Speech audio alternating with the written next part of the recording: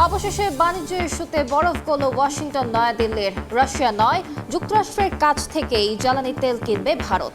শুল্ক কমানোর পর ডোনাল্ড ট্রাম্প।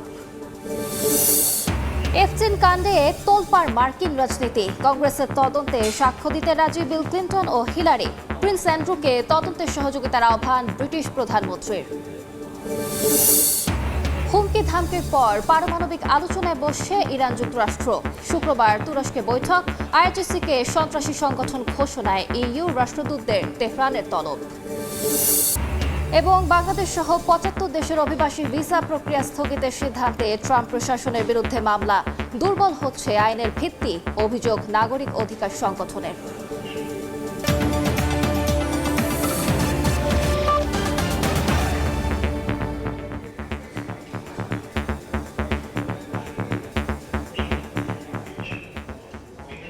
আন্তর্জাতিক সময়ের সঙ্গে আছি আমি আলিশা ইসলাম।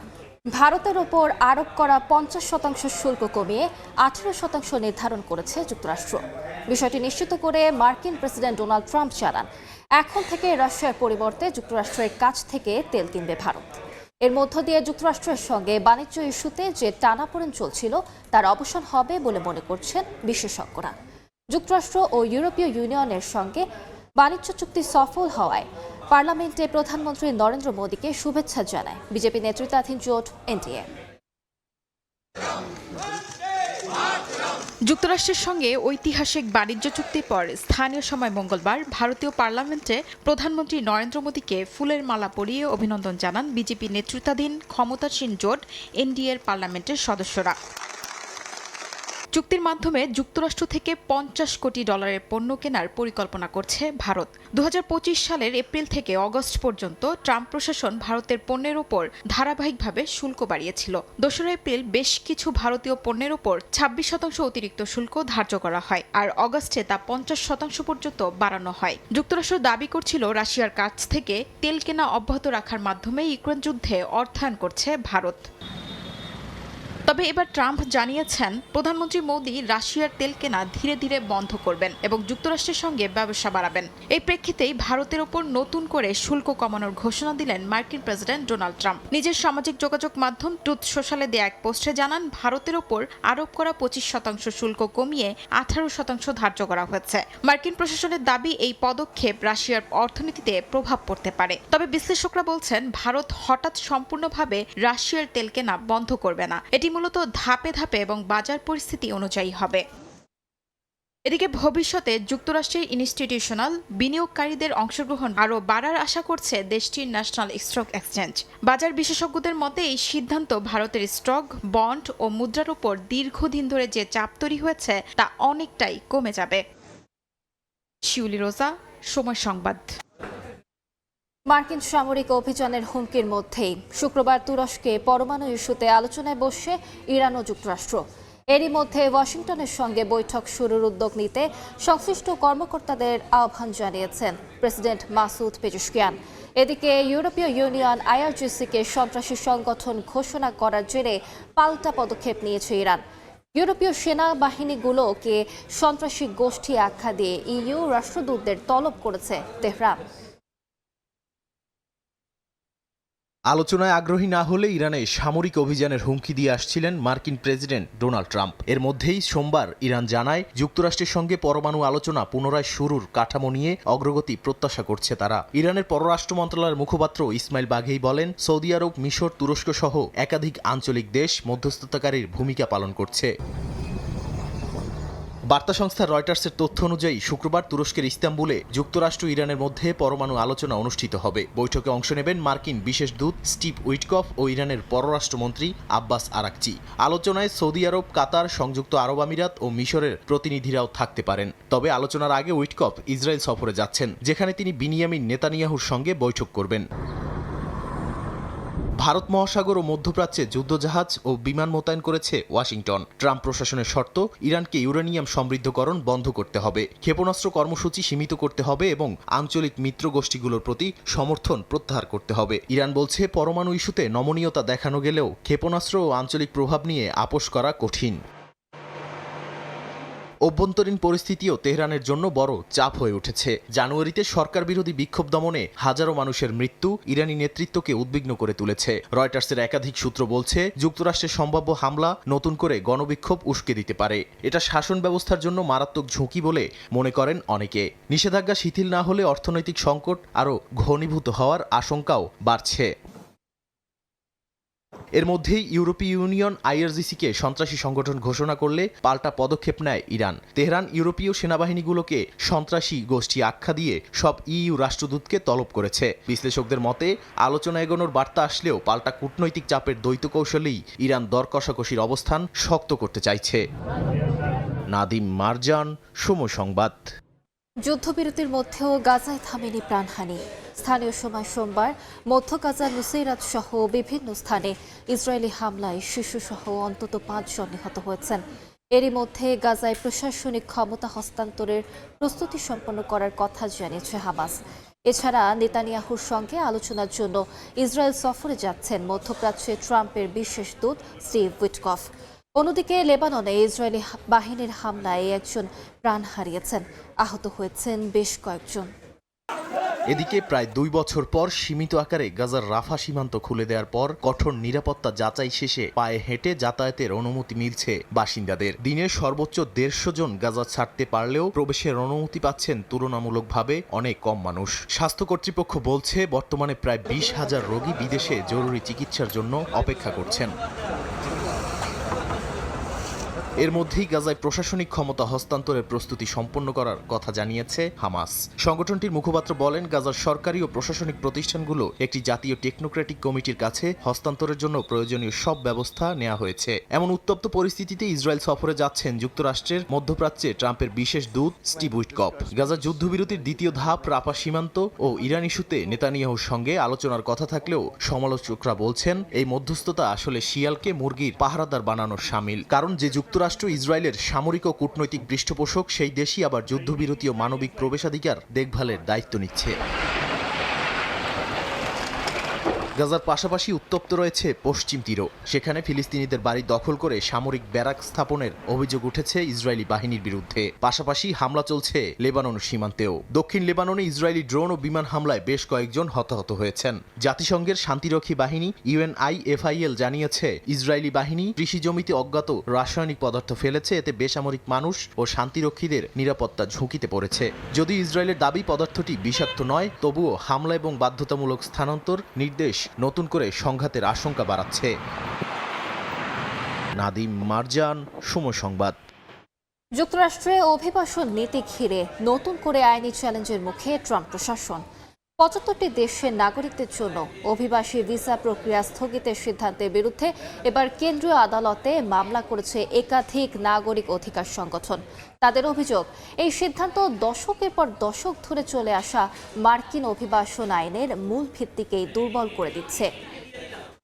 মার্কিন প্রেসিডেন্ট ডোনাল্ড ট্রাম্পের অনুরোধের পর ইউক্রেনের বিদ্যুৎ অবকাঠামোয় রাশিয়ার হামলা আপাতত থেমেছে বলে জানিয়েছেন প্রেসিডেন্ট ভলোদিমির জেলেনস্কি। যুদ্ধ বন্ধে যুক্তরাষ্ট্রের মধ্যস্থতায় নতুন দফার আলোচনার ঠিক আগেই এই বিরতি। আগামী বুধ ও বৃহস্পতিবার আবুধাবিতে ফের ত্রিপক্ষীয় আলোচনায় বসতে যাচ্ছে যুক্তরাষ্ট্র, রাশিয়া, ইউক্রেন। এই বাস্তবতায় কূটনীতি ও সংঘাত দুই পথেই একসঙ্গে হাঁটছে মস্কো ও কিয়েভ। ভয়াবহ তুষারপাতে বিপর্যস্ত যুক্তরাষ্ট্রের বেশ কয়েকটি অঙ্গরাজ্য। নর্থ ক্যারোলাইনা ও নিউ ইয়র্কে তুষার আর অতিরিক্ত ঠান্ডায় কষ্টদিন পার করছেন বাসিন্দারা। নিউ ইয়র্কে তীব্র ঠান্ডায় 16 জনের মৃত্যু হয়েছে বলে নিশ্চিত করেন মেয়র জোহরান মামদানি।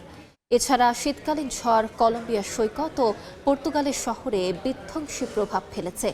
এরই মধ্যে সাগরে ঝড়ের কবলে তুরস্কের একটি কার্গো জাহাজ ভেঙে পড়েছে। যুক্তরাষ্ট্রের নর্থ ক্যারোলাইনায় গত সপ্তাহে আঘাত হানে বম সাইক্লোন।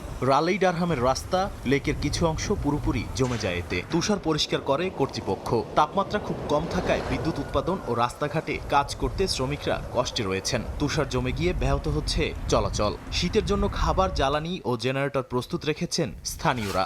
জীবনে এত তুষার খুব কমই দেখেছেন বলেও জানান তারা। এর মধ্যেও আনন্দে মেতে উঠেছে নানা বয়সী মানুষ।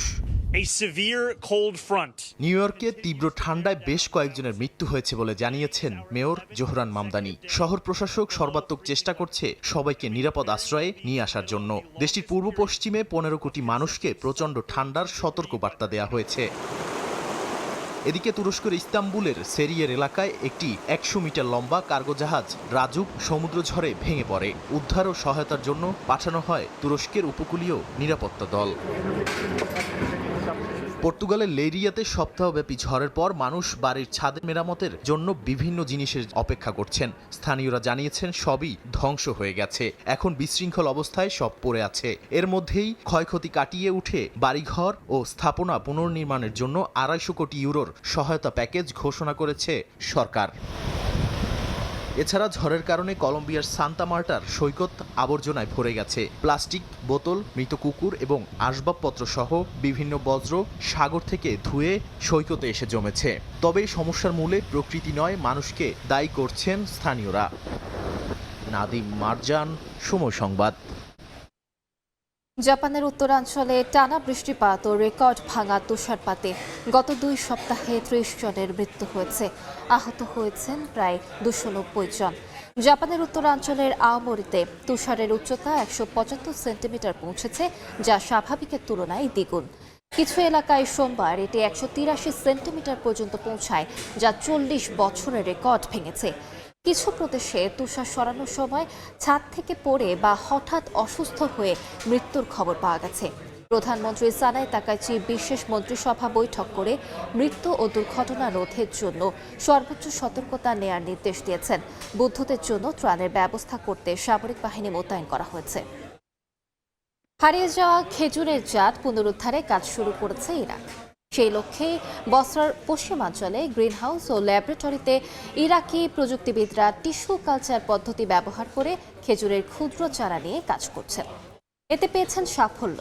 কৃষকরা বলছেন, নতুন পদ্ধতি চরম তাপমাত্রা ও লবণাক্ত পানিতে খেজুরের বেঁচে থাকার হার উল্লেখযোগ্যভাবে বাড়ছে।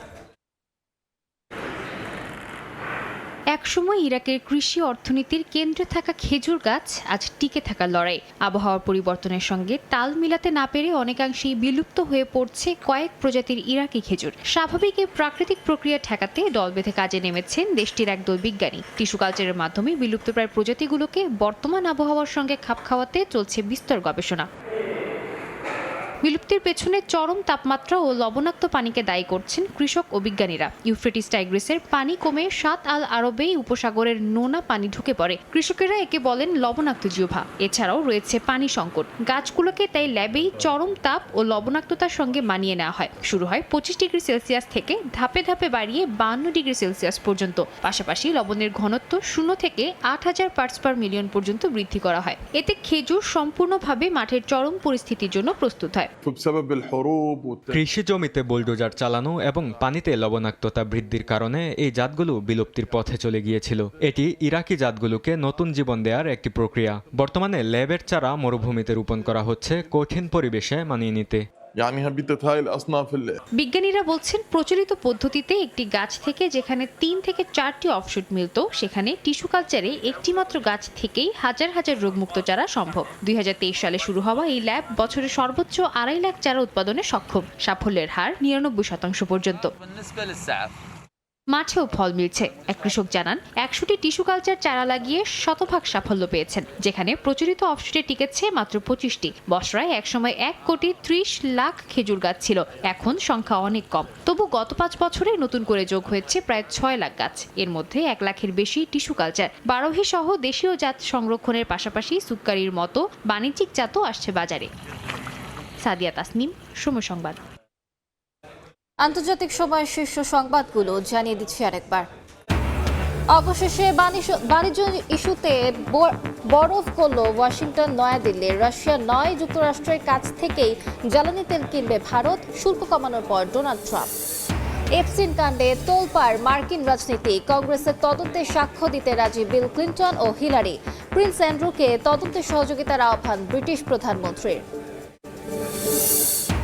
এবং হুমকি ধামকির পর পারমাণবিক আলোচনায় বসছে ইরান যুক্তরাষ্ট্র।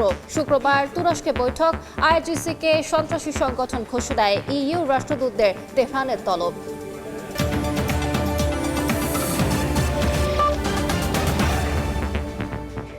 এই ছিল আন্তর্জাতিক সময়। এরপর বিকেল 5টার সময় সংবাদ নিয়ে আসছি কিছুক্ষণ পর। সঙ্গে থাকুন সময়।